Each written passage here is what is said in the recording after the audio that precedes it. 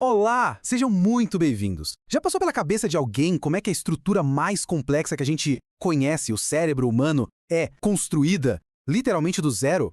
Bom, hoje a gente vai embarcar numa jornada incrível, partindo das primeiríssimas células de um embrião até chegar na formação da arquitetura do nosso pensamento. Vamos lá! E olha só, diante da gente está o produto final. Uma rede super intrincada com bilhões de células que permitem a gente aprender, sonhar, sentir. É uma verdadeira maravilha da biologia, quase um universo dentro do nosso crânio. Então, essa é a grande questão que a gente vai tentar desvendar. Como é que um simples aglomerado de células se organiza a ponto de criar a consciência? A resposta está num processo de engenharia biológica que é, ao mesmo tempo, super elegante e preciso. Pensa assim, antes de qualquer construção, a gente precisa de uma planta baixa, certo? E na embriologia, esse plano mestre é desenhado logo nas primeiras semanas de desenvolvimento. É bem aqui que tudo realmente começa.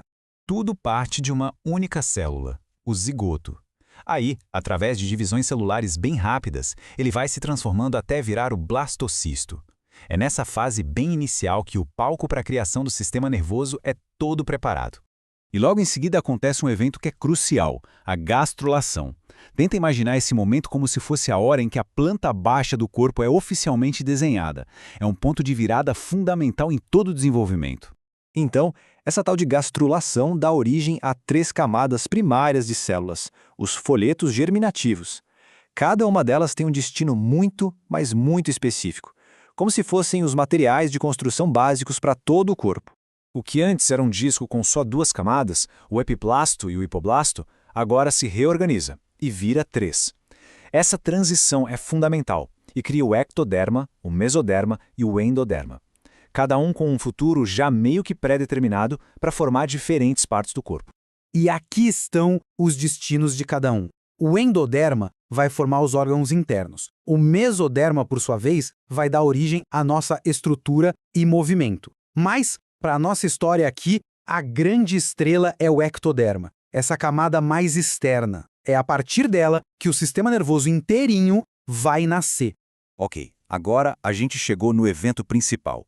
A partir de uma simples folha de células do ectoderma, uma estrutura tridimensional super complexa vai ser esculpido. E esse processo dinâmico tem nome: neuração. A neurulação acontece em 4 etapas bem claras. Primeiro, uma área do ectoderma se especializa e forma a placa neural. Depois, essa placa começa a se dobrar, as bordas dela se elevam e, finalmente, elas se fundem, quase como se estivessem fechando um zíper. E o mais incrível é a velocidade com que tudo isso acontece. Em pouco mais de uma semana, uma camada que era plana de células se transforma num tubo neural quase completo. É uma transformação arquitetônica acontecendo em tempo recorde. Vamos ver isso com mais calma? A placa neural primeiro se aprofunda bem no centro, criando o que a gente chama de sulco neural. Esse é o primeiro movimento de uma dobra que vai dar forma para toda a nossa medula espinhal e cérebro. E ali nas laterais, as bordas se erguem, formando as pregas neurais. Em seguida, essas pregas neurais continuam esse movimento para cima, como se fossem 2 ondas prestes a se encontrar, sabe? Elas vão se mover em direção à linha do meio, se preparando para o grande momento da fusão. E este é o clímax. As pregas se tocam e se fundem, fechando o tubo. Repara só naquelas células que ficam ali no topo, a crista neural. Elas meio que se desprendem e começam a migrar, destinadas a formar partes vitais do nosso sistema nervoso periférico. A precisão desse fechamento é crítica. Falhas nesse processo podem levar a condições bem sérias, como a espinha bífida. Olha que legal essa animação. Ela ilustra o processo todo em um movimento só, bem fluido. A placa se dobra, as pregas sobem e o tubo se fecha. É uma dança de células, coreografada com uma perfeição incrível, dando origem à base de todo o nosso sistema nervoso central. Mas a formação do tubo neural não é o fim da história. Na verdade, é só o começo. Agora, essa estrutura que parece simples vai começar a se diferenciar de um jeito espetacular, principalmente na parte da frente, que vai se tornar o cérebro.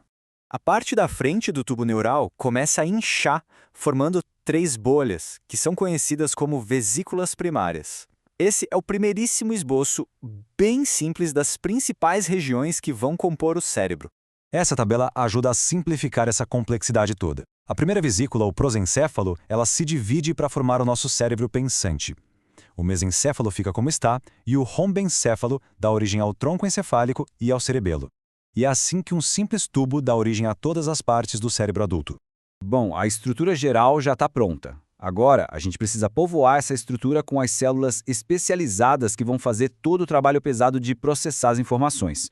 No sistema nervoso, a gente tem basicamente 2 atores principais. Os neurônios, que são as estrelas do show, sabe? Eles transmitem os impulsos elétricos, e as células da glia, que são o elenco de apoio essencial.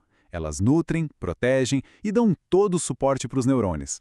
E aqui a gente vê a beleza dessa parceria. De um lado tem um diagrama mostrando os diferentes tipos de células, do outro uma imagem de microscópio real.